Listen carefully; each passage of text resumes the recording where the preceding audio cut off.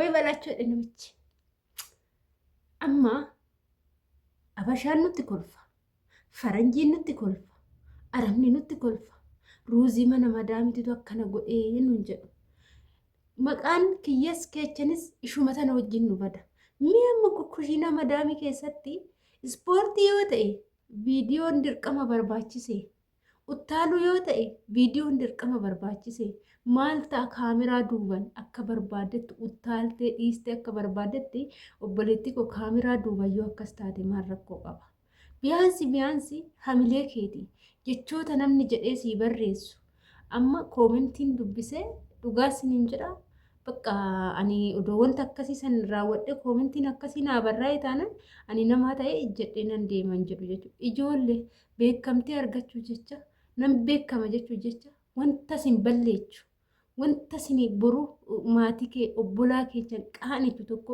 hin hojjetinaa jechuudha wantoonni nu asirratti teenyee hojjennu obbolaa keenya biyyaa maatii keenya biyyaatti arrabsiisa jechuudha kan guddisa badde kanaaf haati fi abbaan hin guddisne kan haati karaa irratti deeche mee ilaala eenyutu arrafamaa sa'aatii kanatti haadha keechantu arrafamaa jira jechuudha piliis waan biraa yoo dadhabdanii viidiyoon hojjetinaa miti viidiyoo gaggaarii akka namoonni hojjetantu hojjedha wantoota babbareedu jechuudha egaa shamaa akka fuunee kabajamtootaaf daawwattoota hordoftoota keenya nageenyi koo kan jaalalaa fi kabajaa bakkaa fi lafa jirtan isiniif haa baay'atu anis obboleettiin keessan bakkaa fi lafan jirutti waaqayyoof galannaa ga'u nagaa fayyaa kootidha isinis akka nagaa fayyaa naaf taatan waaqayyo irraa abdii guddaan qaba egaa warroonni mana keenya faaraa taatan laayik sheer gochuudhaan gara maamila keenyatti dabalamaa isiniin jechuun asumarraan affeerraa keenya egaa akkuma viidiyoo jalqaba irratti argitanii jechuudha.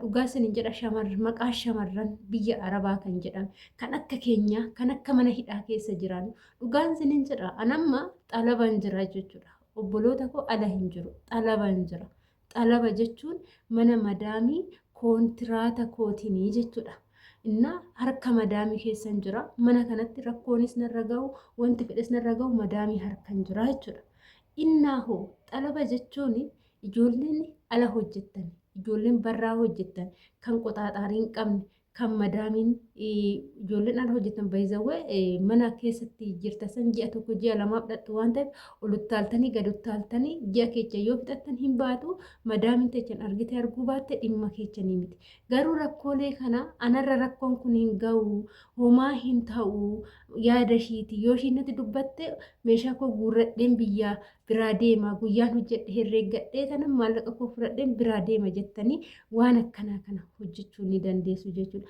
Garuu obboloota keessanii yaaddanii jirtu ana kan akka kiyyaa kan mana madaamii keecha harka isaanii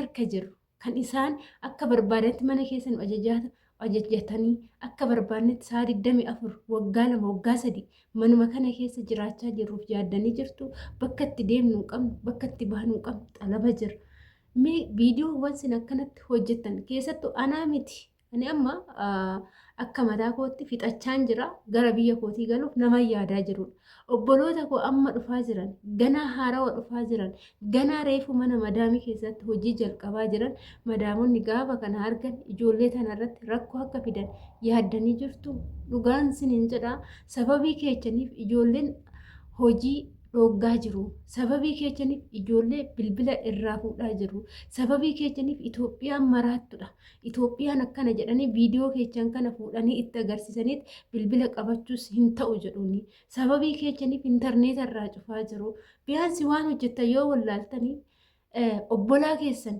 haarawa biyyarraa dhufaniif yaadaa jechuudha yoo sammuun illee yaaduu dadhabee xiitsin jedhe obboleettiin tiyya biyyarraa amma haarawa dhufte sababa viidiyoo kanaatiin madaamni ishii immoo rakkootti fiduu dandeechi jettanii yaaduu qabdu. Viidiyoo jechuun miidiyaa jechuun addunyaa muluutu olii gadi oofa jechuudha. Inni obboloota koo ishii kanaaf hin yaadinaa nuuf hin yaadinaa ijoollee addisii dhufaniifis yaadina isaanis bilbila dhabanii haa jiraatan akka fedhanitti haa jiraatan maatii keessanii yaaddanii abbaa keessanii haadha keessanii abbaan keessan haati keessanii Iyyuu intalli kiyya biyya arabaatitti naa hojjechaa jirti jedhu warroonni miskiinonni warroonni baadiyyaa kan waa'ee bilbilaa hin beekne garuu immoo kan viidiyoo keessan arge namni sin beeku sin arguu danda'a intalli ebeluu suni maraatte biyya arabaatitti akkana godhatti ruuziin biyya arabaa ruuziin gola madaamii itti itti wal dhaabee akka ishiin taatu jedhu laali. Ruuzii arabaa nyaatte akkana godhatti.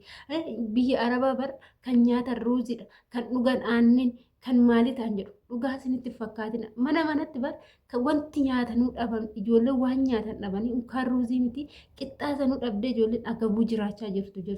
Aannanii miti bishaan dhabdee ijoolleen jiraachaa jirti. Ginii sababii keessaniif biyyoota arabaa wanta hunda guutee jira jedhanii maqaan shamarran biyya arabaa hunduu si wajjin badaa jira. Viidiyoo akkanarra ammallee dhiisu. Viidiyoo akkanaa yoon arge nan hojjedha. Yeroo baay'ee irra deddeebi'ee viidiyoo seera cabsaa jiru, viidiyoo ijoollee kontiraata jiran miidhuu danda'u tokko yoon arge bira darbuu hin danda'u jechuudha. Anas namiidha waan ta'eef viidiyoon kun namiidha waan ta'eef jechuudha. Kanaafuu obbolaa keessan haadha keessan tana kan haati karaa irratti dhalte yoo isiniin jedhan haadha kee jechuun haadha koo jechuudha. Obboleessa kee jechuun obboleessa koo jechuudha. Abbaa kee jechuun abbaa koo jechuudha. Koomentii irratti amma maal jedhu kun maal jedhuun faadha bara kuni waatu garaa jira kan ji'a meeqati faa jedhu laal kan ji'a meeqati kan ji'a lamaati moo kan ji'a sadiiti kan garaa keessa jiru kuni akkam godhata namana ruuzii tokko nama godhaara ruuzii tutti olijjetame akkana jedhu maqaan maaliif nu badasi wajjin dhugaa rabbii siniin jedhaan.